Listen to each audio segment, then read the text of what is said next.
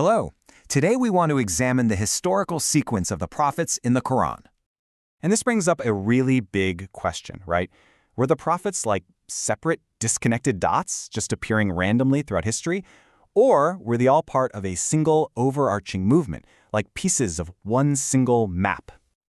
Okay, so here's how we're going to break this down. First, we'll look at why the Quran even discusses the prophets. Then, we'll get into the true nature of the prophets, what they were all about. After that, we'll check out the Quran's unique method of storytelling. We'll also explore this amazing idea of the unbroken chain of prophets. And finally, we'll see how their miracles were perfectly suited for their specific times. Let's jump in. So, our first section, why has the Quran addressed the prophets? The subtitle here is Making the Abstract Concrete. Let's kick things off with this really foundational question. Why are all these stories about prophets even in the Quran? It's not just a history book, after all. There's a very specific teaching method at play here, and the prophets are at the very center of it. And this right here shows you exactly what I'm talking about. Look, on one side you have these big abstract concepts, generosity, courage, faith, that can be kind of hard to pin down, right? But the Quran doesn't just give you a dictionary definition. No, it gives you concrete examples. It shows you the actual life stories of the prophets who embody these qualities, making these virtues real, tangible, something we can actually see and understand. All right, our next section, the reality of the existence of the prophets. And the subtitle is Pieces of a Perfect Picture. Now, this whole idea of learning by example, it goes even deeper. We're moving beyond just individual virtues now. We're about to explore the collective mission of all the prophets and how they all fit together to create, well, a single perfect picture. This is such a beautiful way to think about it. Each prophet is a corner of one complete truth. They are like pieces of a single puzzle. So the Quran doesn't present them as these separate, isolated figures. Nope, they're all essential pieces of one giant cosmic puzzle. Each one reveals a piece of the divine truth, and it's only when you start putting them all together that the full, breathtaking picture starts to emerge. So, think about it like this. You take one piece, let's say the piece of Abraham and his total submission.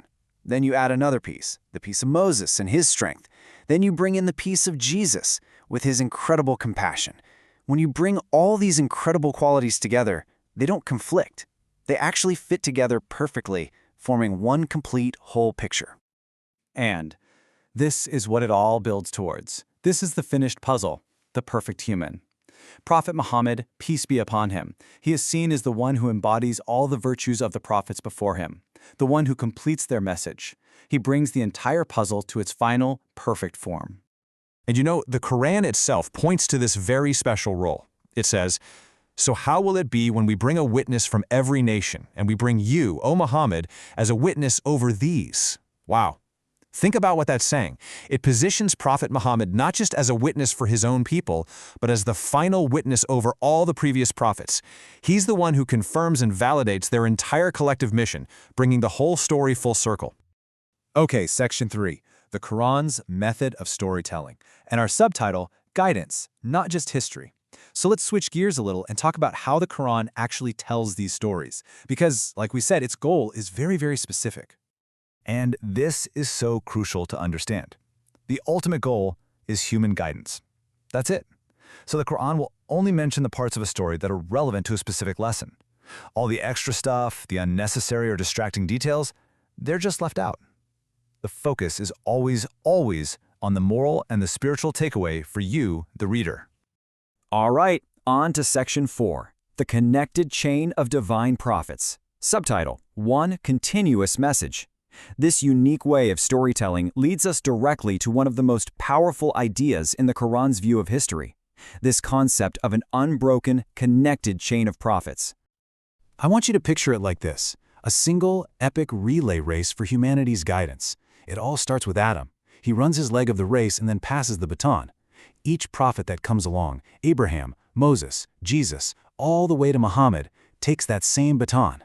They confirm the messenger who came before them and prepare the way for the one who will come after. It's not a bunch of different races. It's one race, one message, one continuous mission from the very beginning to the very end. And this brings us to our last section, Miracles and the Conditions of the Time of the Prophets. Subtitle, A Message for Every Era. So this raises a really interesting question, doesn't it? If the core message was always one and the same, why were the miracles so different? Well, there's a profound wisdom behind this, and it has everything to do with tailoring the message for each specific time and place. This table just lays it out so clearly. You see, each prophet's main miracle was designed to challenge and surpass whatever was considered the peak of knowledge or power in their society. In the time of Moses, magic and sorcery were a huge deal, so his miracles, like the staff and the shining hand, completely outclassed anything the best sorcerers could do. Then, in the time of Jesus, medicine was incredibly advanced, so his miracles, healing the incurable, even reviving the dead, went far beyond what any physician could dream of. It was a clear sign of a power that wasn't of this world. And this leads us to the time of Prophet Muhammad. This was an age where language, poetry, reason, and intellect were at their peak. So what was the miracle? It was the Quran itself, a book, a miracle of intellect, of reason, of eloquence that couldn't be matched. The idea here is that humanity itself had matured. We were ready for a different kind of miracle, one that speaks not just to our eyes, but to our minds and hearts, a message that continues to unfold its wonders to this very day.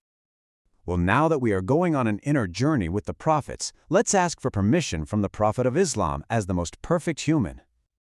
For this, we will recite Surah Al-Hamd once and gift it to him.